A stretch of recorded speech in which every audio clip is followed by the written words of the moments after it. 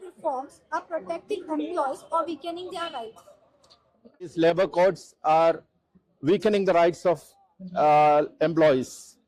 Actually, these labor problems or laborers' rights were originated, during the industrialization period.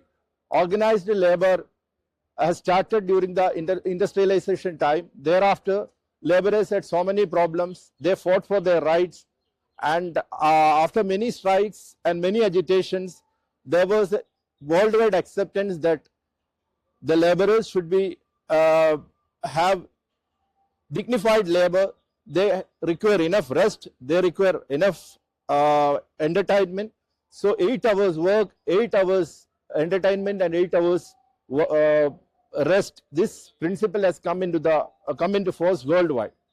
In India also, in fact, we check the struggle of independence. We can see that independence strike is not just a one-day strike. It is a continuous upheaval of Kisan and Mazdoor, or the farmers and the laborers. AITUC, in fact, took a special, they streamlined the agitations and they took it into the national avenue, and that gradually forced the British government at that time to have some rules, some regulations protecting the laborers issue. It is not just protecting the laborers only, it is protecting the industry, in fact. If you need a quality labor, quality employees, then you need to have organized way of rules, labor, service conditions, etc. And after the 1947, once we got independence, the government was lenient, though not much lenient, but due to the continuous struggle of the labor organization, we could get many labor-friendly rules.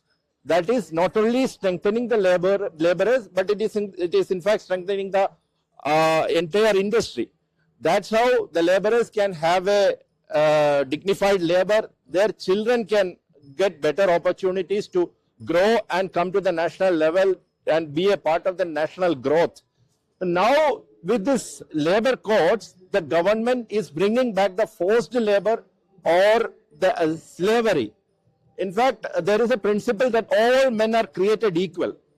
But here, the government is trying, especially if we are considering the ideological affiliation of this government, the government is trying to make some privileged class who can enjoy, their generations can enjoy every time, generations after generation, by exploiting a large section of the society, by exploiting them, keeping them under the feet and denying them the basic rights, keep engaging them always in the work, putting them always under the burden of the labor, so that they will never get a chance to get up. If you are considering the recent problems happened in Manesar, in Noida, or in Ahmedabad, wherever these laborers are struggling, they have started to, come out with protests. They could not, they could not tolerate much. They reached the last moment and they came out to the street and started protesting. So that way, this has happened. So if we considering this, these all problems are coming because of these new labor codes and the government's intention to bring a forced labor or a bonded labor. Thank you.